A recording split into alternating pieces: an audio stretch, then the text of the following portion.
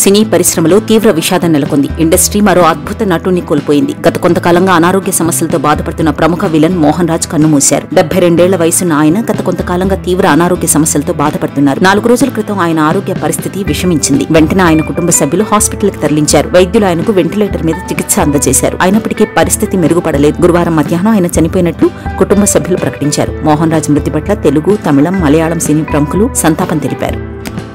Icon star Allu Arjun, Sukumar combination లో తెరకెక్కుతున్న పుష్ప 2 పై భారీ అంచనాలు ఉన్నాయి. అటు బన్నీ అభిమానులు, ఇటు సినీ ప్రియులు ఈ సినిమా కోసం ఎంతగానో ఎదురుచూస్తున్నారు.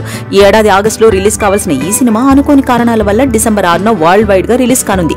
అందుకోసమే షూటింగ్ పనులు చకచకా చేస్తున్నారు. ఈ సినిమాకు సంబంధించి సెకండ్ హాఫ్ షూటింగ్ బ్యాలెన్స్ ని కంప్లీట్ చేస్తున్నారు. ఒక టీం రామోజీ ఫిల్మ్ సిటీలో షూట్ చేస్తుండగా మరో టీం కాకినాడలో చేస్తోంది.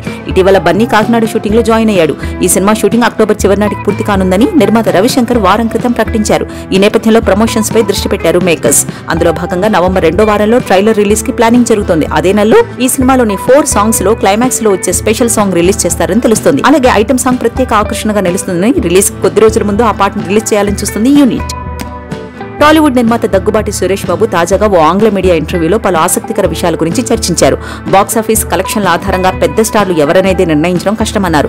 ప్రభాస్, అల్లు అర్జున్, పవన్ కళ్యాణ్ల గురించి మాట్లాడారు. ఎవరు పెద్ద హీరో అనేది ఎప్పుడూ ఒకేలా ఉండదు. ప్రతి ఒక్క హీరోకు భారీ ఫ్యాన్ ఫాలోయింగ్ ఉంటుంది. సినిమా కలెక్షన్లు దర్శకుడిపై కూడా ఆధారపడి ఉంటాయి.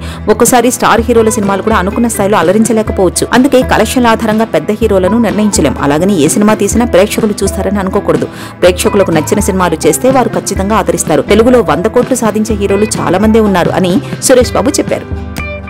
2025 సంక్రాంతికి టాలీవుడ్ లో మళ్లీ స్టార్ హీరోల పోటీ తప్పేలా లేదు. ఒకరి మీద ఒకరు పోటీగా సినిమాలను రిలీజ్ చేసేలా ఉంది పరిస్థితి చూస్తుంటే. మెగాస్టార్ చిరంజీవి యంగ్ దర్శకుడు వశిష్ఠ తెరకెక్కిస్తున్న విశ్వంభర వచ్చే ఏడాది పొంగల్ రిలీజ్ అని గతంలో ప్రకటించారు. అదే దారిలో మరో సీనియర్ హీరో వెంకీ హీరోగా అనిల్ రావిపూడి సంక్రాంతికి వస్తున్నాం పొంగల్ రిలీజ్ అని ప్రకటించారు. వీటితో పాటు బాబీ దర్శకత్వంలో తెరకెక్కుతున్న బాలయ్య సినిమా కూడా రెడీగా ఉంది. అలాగే అక్కినేని నాగార్జున బంగారాజు 3, సందీప్ కిషన్ మజాకా కూడా పొంగల్ రేస్ లో ఉన్నాయి. అయితే బాలయ్య సినిమాను జనవరి 12న రిలీజ్ చేసేందుకు ఫిక్స్ అయ్యారట నిర్మాతలు. అదే జరిగితే బాలయ్య చిరు పొంగల్ ఫైట్ మరోసారి తప్పదు. 2023 పొంగల్ కూడా వీరసింహారెడ్డి, వాల్తేరు వీరయ్య పోటాపోటీగా వచ్చి సూపర్ హిట్ సాధించాయి. వచ్చే ఏడాది కూడా బాలయ్య, చిరు సినిమాలతో పందెం కోళ్లలాగా బరిలో దిగనున్నారు ఈ ఇద్దరు స్టార్ హీరోలు.